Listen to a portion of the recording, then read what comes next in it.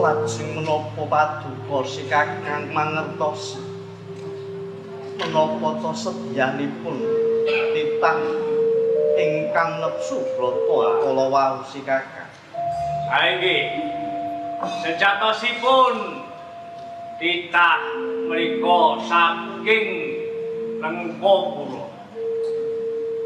Lengkopura ingkang jejuluk Wiraya Kasibu.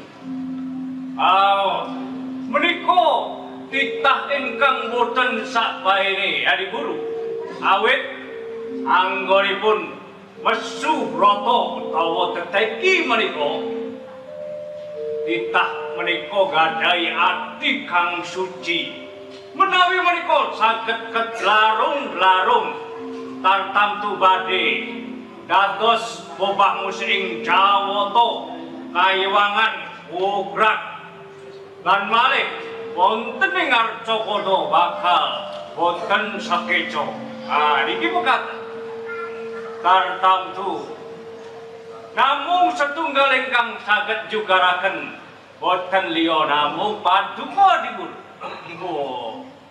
Menapa kedah ulun pribadi ingkang jugaraken titah ingkang nepsu brata. Nggih. Awit titah menika boten titah sabaening titah.